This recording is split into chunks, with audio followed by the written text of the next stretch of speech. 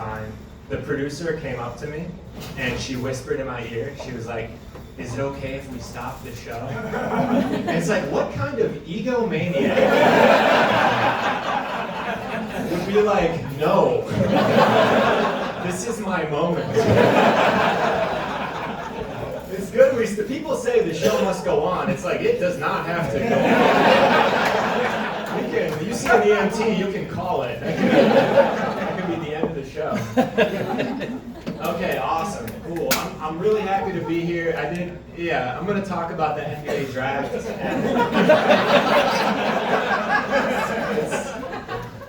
I don't know if you guys, Lebron James, most famous basketball player in the world, and his kid, Bronny James Jr, was drafted by the Lakers. And is it nepotism? I'm trying to figure it out. I saw the Lakers had a press conference where Jeannie Buss, the owner of the Lakers, Jeannie Buss gets on stage and she said that it's not nepotism, that Bronny James Jr. has earned it. But I looked up Jeannie Buss on Wikipedia. And she inherited the Lakers from her dad. So, like, what does she know? I'm watching a press conference of two people who've never been in a job interview before, just high-fiving each other like, "Can you believe we earned this together?" It's easy. It's easy to make fun of the kids. It's easy to look at Jeannie and look at Bronny Jr. and say, "Oh, they don't deserve it." But what's so fascinating to me about nepotism is if you go one generation up, if you go to Jeannie Buss's dad, Jerry, and if you go to LeBron James Sr., those guys are both like the epitome of the American dream. Both of them have oddly similar life stories, like they grew up poor, raised by single mothers, and then through like hard work and talent, they become immensely successful.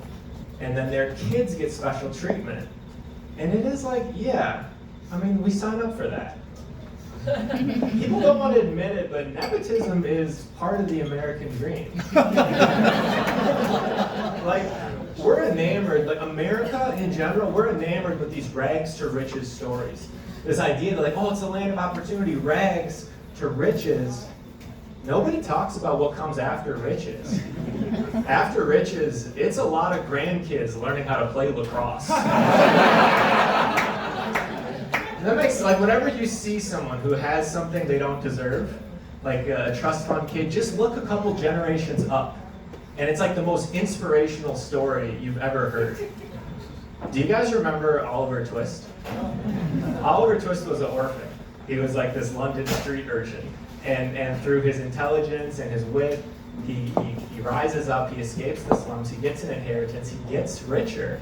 And it's so inspirational. But last weekend, I met a guy named Oliver Twist IV. And that guy just does improv at DePaul.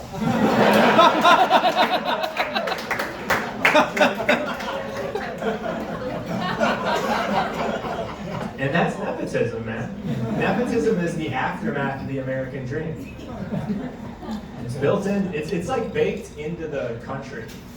In the Declaration of Independence, it says life, liberty, and the pursuit of happiness. All of us, we're like regular people. We're still working on life and liberty. You guys ever look out at the trust fund kids on the boats on Lake Michigan? Those guys are pursuing happiness. Isn't that, by the way, isn't that great? I love that the founding fathers put pursuit of happiness in the Declaration of Independence. Isn't that amazing? Like, you can tell they wanted us to coast and have fun. Because we could have just said life and liberty. We could have said, look, we're a country. But instead we said, we're a country and we've got fun weekend plans.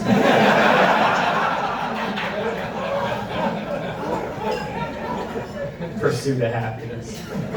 That's my favorite unalienable right.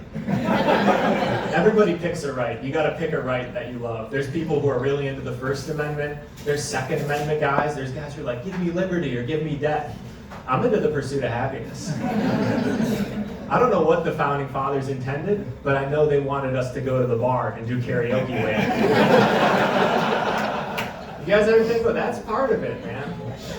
Whenever your friend says, hey, I can't make it to the volleyball game, you gotta tell them, I don't think the founding fathers would like that. I think about that all the time. Last week, I had a friend text me and say, I can't go to the concert. It's on a Tuesday night. And I texted him back and I said, you're committing treason right now.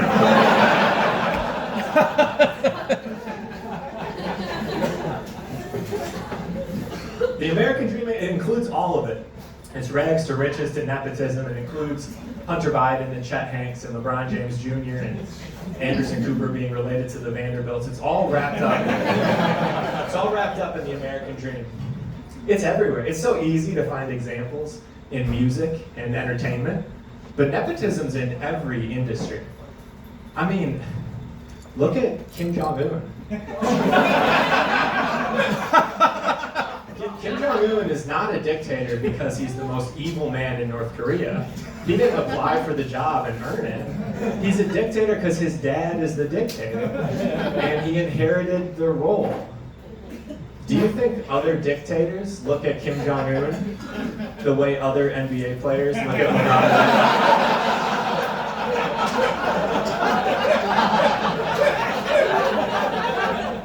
Do you think at one point Saddam Hussein was looking at Kim Jong-un and going, he didn't earn it? Saddam is over there like, call me old-fashioned. But back in my day, you had to pull yourself up by your evil bootstraps. You had to start small as an evil child. You had to go outside. You had to go outside and burn ants with a magnifying glass. And then you had to get more evil. You had to hire a couple henchmen. You had to try to make coats out of 101 Dalmatians. And then finally, at your most evil, you go hide in the mountains next to Whoville and you try and steal Christmas. And then you're ready to take over Congress, man. That's the problem with dictators these days. They just don't want to work anymore.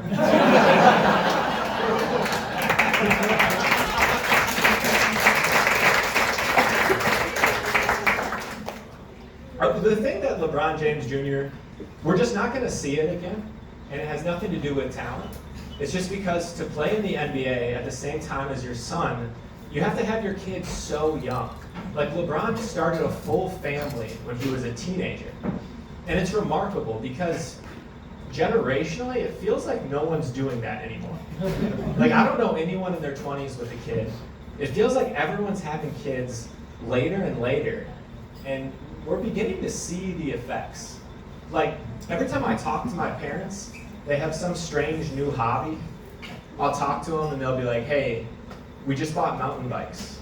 We're gonna start mountain biking. I'm like, why would you mountain bike? There's no mountains here.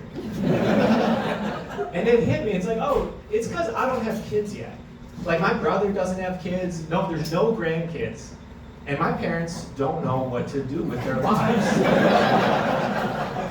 Like generationally, we are having kids later, and our parents are confused. Because they have talent. Like all of our parents have so much talent. Our parents could teach a kid how to read. They could teach a kid how to tie his shoes. They could teach a kid how to ride a bike. But there's no grandkids. So they're stuck mountain biking. That's why adults have confusing hobbies. It's because everyone here, we're having kids later and later, and they don't know how to handle it. Do you guys hear what I'm saying to you? If we all fell in love like we were supposed to, we could end pickleball tonight.